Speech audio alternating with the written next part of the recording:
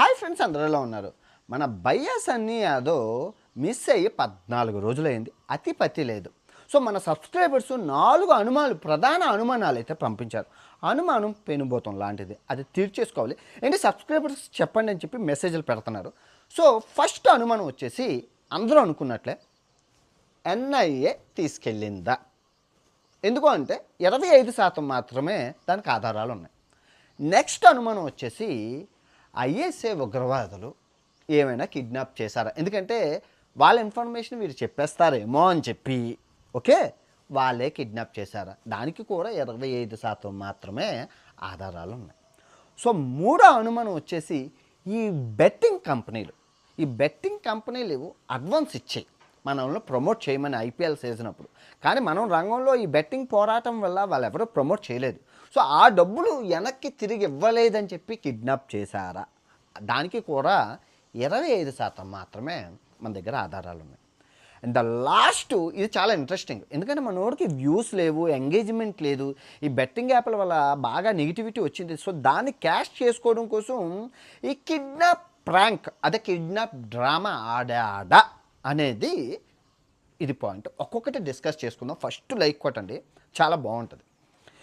First మీరు చూసుకుంటే ISI తీవ్రవాదులు కిడ్నాప్ చేశారా? ఎందుకు చేస్తారండి అంటే ఫస్ట్ సింపుల్ లాజిక్. ఈ అబ్బాయి ఆస్తి వివరాలు ఒక్కసారి చూడండి. ఇల్లు 8 కోట్ల రూపాయలు. అండ్ నెక్స్ట్ మనోడు కొన్నది ట్రాంప్ 900 బైక్, స్పోర్ట్స్ బైకు, అది అక్షరాల 19 లక్షల రూపాయలు. మీరు చూస్తున్నారు కదా. సో రెండో బైక్ వచ్చేసి BMW 1300 cc బైక్ ఏదైతే ఉందో అది అక్షరాల 27 లక్షల రూపాయలు. చూస్తున్నారు కదా. అండ్ నెక్స్ట్ BMW బైక్ వచ్చేసి 1000 గేర్ అడ్వెంచర్, ఆ బైక్ ఏదైతే ఉందో అది అక్షరాల 30 లక్షల రూపాయలు. మీరు చూస్తున్నారు కదా. అండ్ ద నెక్స్ట్ బైక్ వచ్చేసి KTM బైక్స్, ఆ బైక్ ఏదైతే ఉందో అది అక్షరాల 5 లక్షల రూపాయలు. మీరు చూస్తున్నారు కదా. And next car jaguar sports car ఏదైతే ఉందో అది 40 లక్షల రూపాయలు. మీరు చూస్తున్నారు కదా. అండ్ నెక్స్ట్ కారు వాళ్ళ నాన్నకి గిఫ్ట్ ఇచ్చారనమాట, కియా క్లెటా కార్ ఏదైతే ఉందో అది 15 లక్షల రూపాయలు. మీరు చూస్తున్నారు కదా. అండ్ సబ్స్క్రైబర్స్కి 3 KTM బైకులు గివ్ అవే ఇచ్చారు ఫ్రీగా. మీరు చూస్తున్నారు కదా. అండ్ దగ్గర 10 ఐఫోన్లు అయితే గివ్ అవేలు ఇచ్చారు. మీరు చూస్తున్నారు కదా.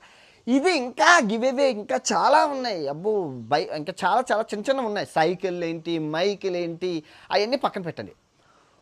సో మొత్తం దగ్గర 12 కోట్ల రూపాయలు ఆదాయం ఐఎస్ఐ తీవ్రవాదులు ఇస్తారు. వాళ్ళ దగ్గర అంతంత డబ్బు ఉంటుంది అడ్డంగా. ఇక్కడ మీరు చూసుకుంటే నా యూట్యూబ్ ఆదాయం ఇప్పటి వరకు నేను 5 సంవత్సరాలు నాకు యూట్యూబ్లో వచ్చిన ఆదాయం 6 కోట్ల రూపాయలు. ఎందుకంటే 300 వీడియోలు 1 మిలియన్ వెళ్ళాయి. 1 మిలియన్ వెళ్తే 1 లక్ష రూపాయలు వస్తుంది. 1 లక్ష నుంచి 5 లక్షల మధ్యన వస్తుంది ఒక వీడియోకి.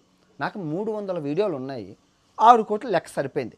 కానీ ఈ అబ్బాయి ఛానల్ చూసుకుంటే తిప్పు కొడితే 10 వీడియోలు లేవు. ఆ 10 వీడియోల్లో 2 వీడియోలు నా మీదే ఉంటాయి. సో 8 వీడియోలు. ఈ 8 వీడియోలకి 12 కోట్ల రూపాయలు వస్తుందా? డౌట్ దొరికిపోయారు. ఎక్కడ దొరికిపోయారు? ఐఎస్ఐ తీవ్రవాదులు ఎప్పటి నుంచో స్పాన్సర్స్ చేస్తున్నారు అని చెప్పి అనుమానం.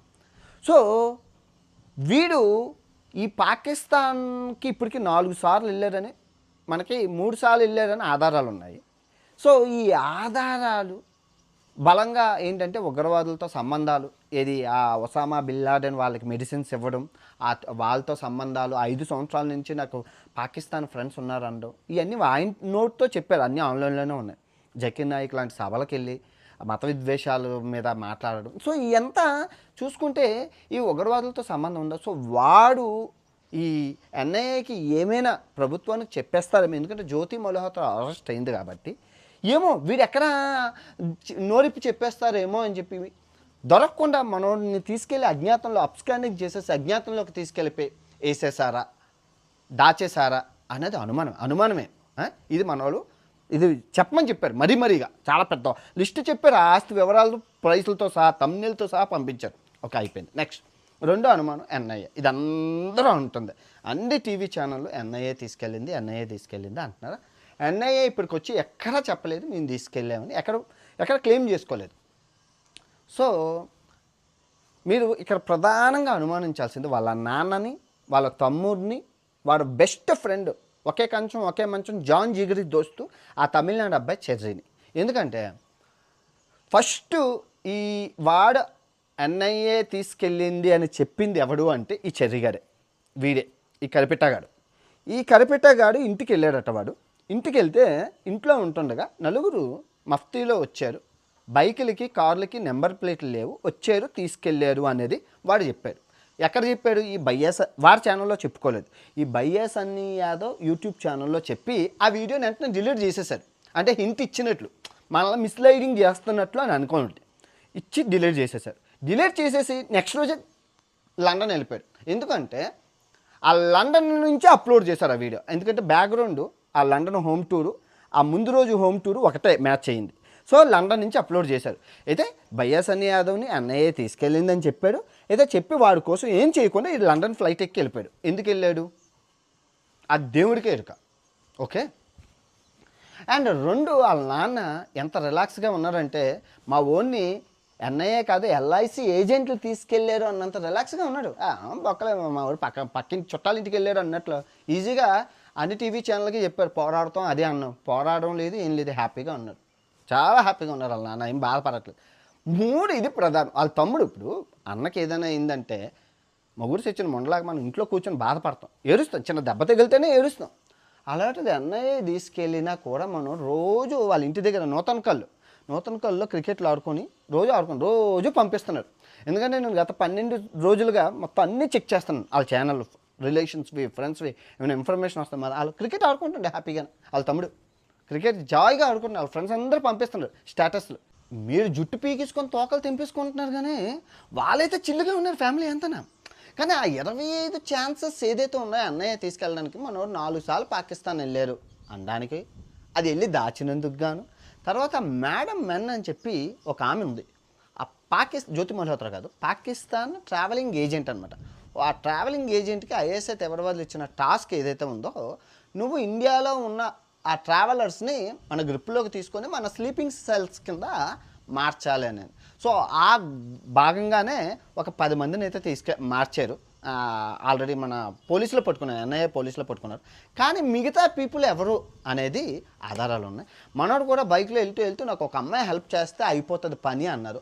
అది పాకిస్తాన్లో ఉన్న ఈ మేడం ఎన్నా లేదు జ్యోతి మల్హోత్రానా అనేది ఎన్ఐఏ ఒకవేళ తీసుకెళ్తే కనుక ఎన్ఐఏ తెలుసుకునేది. ఎందుకంటే 14 రోజులు అయింది, ఎటు అతిపతి గోత్రం ఏం లేదు, అసలు ఇన్ఫర్మేషన్ అనేది మనకు లేదు. సో అది ఒక ఎన్ఐఏ తీసుకెళ్తే వాళ్ళే కొన్ని రోజులకి డేటా అంతా చెక్ చేసి చెప్తారు, అది పక్కన పెట్టండి.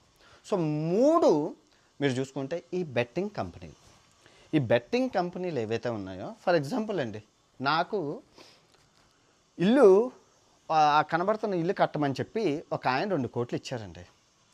నాకు అవ్వలేదు, నాకు అమెరికాలో జాబ్ వచ్చింది, నేను వెళ్ళిపోతున్నాను. ఇప్పుడు ఆ 2 కోట్లు వెనక్కి ఇవ్వాలా, నేను ఉంచుకోవాలా?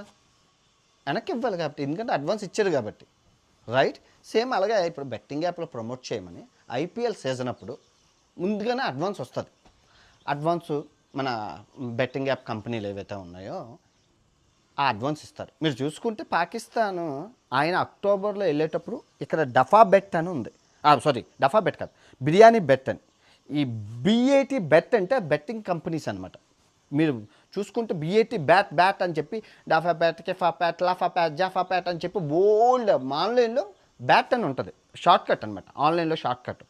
సో వాడు టీషర్ట్ మీద, ఇక్కడ హెల్మెట్ మీద, బండి మీద వాడి ఫ్రెండ్కి అన్ని పెట్టుకొని వెళ్ళాడు. అంటే అదేది శ్రీరాముడి పేరు ఇండియా కాదు కదా, ఆడు పెట్టుకోవాల్సింది ఇండియా కాకుండా బిర్యానీ బెట్ అని పెట్టుకున్నాడు. ఆ బిర్యానీ బెట్ అనేది ఒక బెట్టింగ్ కంపెనీ. సో ఆ బెట్టింగ్ కంపెనీకి అడ్వాన్స్ స్పాన్సర్షిప్ ఈ పాకిస్తాన్ బెట్టింగ్ కంపెనీ అయ్యి ఉండొచ్చు, స్పాన్సర్షిప్ చేస్తే ఓకే. ఆ స్పాన్సర్షిప్ మనోడు ఎక్కడ ప్రమోట్ చేయలేదు బెట్టింగ్ అనేది. ఎందుకంటే మనం రంగంలోకి దిగాం, ఐపీఎల్ సీజన్ అప్పుడు అది అవ్వలేదు, మొత్తం కొలాప్స్ అయిపోయింది. అసలు బెట్టింగ్ మనం మార్చి నుంచి స్టార్ట్ చేసాం, మనోడు వెళ్ళింది మార్చిలోని.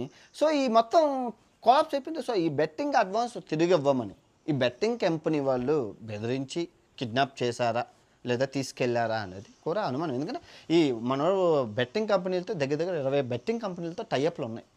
సో వాళ్ళు ఎవరో కూడా తెలియదు, ఉగ్రవాదులకు సంబంధించిన వాళ్ళు ఎవరో మేము బెట్టింగ్ కంపెనీలు ఏమైనా తీసుకెళ్ళాయా అనేది ప్రధాన అనుమానం. 4 లాస్ట్ బట్ నాట్ లిస్ట్. ఎందుకంటే మనోడికి గడిచిన 3 సంవత్సరాల నుంచి ఒక్క వీడియో కూడా 1 మిలియన్ పోయిన దాఖలాలే. అమెరికాలో తిరిగాడు, అక్కడ తిరిగాడు, ఇక్కడ తిరిగాడు, కానీ అసలు వ్యూస్ అనేది లేవు. యాక్చువల్గా పాకిస్తాన్ వెళ్తే 1 మిలియన్ వెళ్ళిపోలే. పాకిస్తాన్ వెళ్ళినా కూడా 1 మిలియన్ వెళ్ళలేదు. 1,00,000 2 లక్షలు ఇప్పుడు పాకిస్తాన్ మామూలుగా మనం బార్డర్కి వెళ్తున్నామంటే 40 లక్షలు 50 లక్షల మంది చూస్తున్నారు. ఇది ఆ పాకిస్తాన్ బార్డర్ కత్తార్పూర్ కారిడార్ అని చెప్పి ఏ యూట్యూబర్ పెట్టినా మినిమం 50 లక్షల మంది చూస్తారు. కానీ రియల్గా మనోడు బైక్ మీద పాకిస్తాన్ వెళ్ళినా కూడా 2 లక్షలు. ఆ తీవ్ర మనస్తాపానికి గురయ్యి ఈ కిడ్నాప్ ప్రాంక్ ఏమైనా చేశారా అది కూడా అయ్యి ఉండొచ్చు. ఎందుకంటే మీడియా అరుస్తుంది అలా ఎంగేజ్మెంట్, ప్రతి ఒక్కరు యూట్యూబ్ వీడియోలు చేస్తారు, ఎంగేజ్మెంట్ వస్తుంది. ఆ తర్వాత ఏం అవ్వలేదని నాకు యాక్సిడెంట్ అయింది ఏదో అని బయటకు వచ్చి చెప్పుకోవచ్చు. అది కూడా అయ్యి ఉండొచ్చు. మీకు అర్థమైందా? ఇవన్నీ పక్కన పెట్టండి, అది కదండి 2020లోని ఈ అబ్బాయి మా అమ్మకి గాజులు కొన్నాను, మా నాన్నకి కారు కొన్నాను, మా తమ్ముడికి బైక్ కొన్నాను అని చెప్పి బెట్టింగ్ యాప్లో ప్రమోట్ చేసేటప్పుడు నేను నోరు కుక్కలాగా అరిచానండి. నేను చిన్న యూట్యూబ్ని 2020లో ప్రజలందరూ నన్ను తిట్టారు, కానీ అబ్బాయిని ఏం అనలేదండి. మీరు అనుంటే అబ్బాయి ఇంతవరకు వచ్చేవాడు కాదు. ఒక మనిషి చెప్పినప్పుడు అరే ఎంతైనా ఉండొచ్చు, ఫ్యాన్ ఉండొచ్చు, హీరో ఎంత పెద్దైనా అయి ఉండొచ్చు, తప్పు చేసినప్పుడు తప్పు అని చెప్పాలండి. తప్పు అని చెప్తే సమాజం బాగుపడుతుంది. అండ్ 2 నేను 2022లో కూడా చెప్పాను. అప్పుడు చెప్పినప్పుడు కూడా మీరు నన్ను ఎదవన్నా అన్నారు, కానీ అబ్బాయిని అనలేదు. 2024లో 41 వీడియోలు చేశాను. తొండ ముదిరి ఓసరవిల్లు అయిందయ్యా, దొంగ నా కొడుకు అయిపోయాడయ్యా, కొన్ని కోట్ల ఆస్తి సంపాదిస్తున్నాడు అయిందయ్యా, దయచేసి ఆపండి అయ్యా, ఎవరైనా రెస్పాండ్ అవ్వండి అయ్యా అంటే మళ్ళీ నన్ను ఎదవా, నేను బూతులు తిట్లేనా అన్నారే కానీ వాడు ఎదవా అని ఏ ఒక్కడు అనలేదు. 2025 ఇంతవరకు తీసుకొచ్చారు. సో ఒక ఎదవని పెంచి పోషించి ఫాలోవర్స్ ఇచ్చి గివే ఆడికి కమెంట్లు చేసి మా అన్న తోపు దమ్ముంటే ఆపని మెసేజ్లు చేసి వాడిని ఎదవలా తయారు చేసింది ఫస్ట్ మీరే. ఈ తప్పంతా వాడు ఇలా ఎదవలాగా అవ్వడానికి కారణం మీరు, మీ లైకులు, మీ కమెంట్లు. రెండో తప్పు వాళ్ళ నాన్న. ఎరా నాన్న ఇంత ఆస్తి మనం నేను చూస్తే గోలీమాతలు అమ్ముకునే సారడేను, అనాసీను, క్లోరిన్ ఇదైతే క్రోసిన్ ట్యాబ్లెట్లు అమ్ముకునే ఉండరా, పారాసిటమాల్ ట్యాబ్లెట్లు. మనకి 12 కోట్ల ఆస్తి వచ్చిందంటే ఊళ్ళో ఉన్న నూతన కొల్లోళ్ళు కూడా అడుగుతారు ఇంత ఆస్తి ఎక్కడి నుంచి వచ్చిందని. ఏం చేస్తున్నావురా, నీకు ఎక్కడి నుంచి వస్తుందిరా అని ఒక్కరోజైనా వాళ్ళ నాన్న అడిగి ఉంటే ఇంతవరకు తండ్రి తప్పు తప్పల్దా. వాళ్ళ నాన్నగారు ఎవరైతే ఉన్నారో రవీంద్ర బన్నీ యాదవ్ ఆయనదే తప్పు. వీళ్ళ తమ్ముడు కూడా ప్రమోట్ చేశారు, కళ్యాణ్ యాదవ్ కూడా. వీడు కూడా అమ్మో చాలా బెట్టింగ్ యాప్లు చేశారు. తప్పు నాన్న అని తల్లిదండ్రులు చెప్పాలి. తల్లిదండ్రులు చెప్పకపోతే ఇలా అవుతుంది. ఎనీవే ఈ వీడియో ఎంతటితో సమాప్తం. మళ్ళీ తిరిగి ఏమైనా అప్డేట్ వస్తే అబ్బాయి గురించి చెప్తాను. జనాలు పిచ్చిగా మెసేజ్లు చేస్తున్నారు, అన్న ఏమైంది ఏమవుతుంది నాకేమైనా తెలియదు, మీరే చెప్పాలి. నేనైతే ఆన్లైన్లో ఇన్ఫర్మేషన్ అంతా మొత్తం అబ్బాయి అప్డేట్స్ అన్నీ చూస్తున్నాను. ఎక్కడ అప్డేట్ ఆన్లైన్లో ఎక్కడ అప్డేట్ లేదు అబ్బాయిది ఎక్కడ ఆన్లైన్లో అప్డేట్ లేదు. ఏ ఇన్ఫర్మేషన్ తెలియదు. ఏ ఉగ్రవాద సంస్థలు కానీ ఏ ఏజెన్సీలు కానీ మేము వాళ్ళని కిడ్నాప్ చేసాము 14 రోజులు మేమే తీసుకెళ్ళామని ఎటువంటి క్లెయిమ్ చేసుకోలేదు, ఎటువంటి ఇన్ఫర్మేషన్ లేదు. ఓకే, ఈ వీడియో ఎంతవరకు సమాప్తం. తిరిగి మరో మంచి వీడియోతో కలుసుకుందాం. ఇట్లా ప్రపంచ యాత్రికుడు. జై హింద్.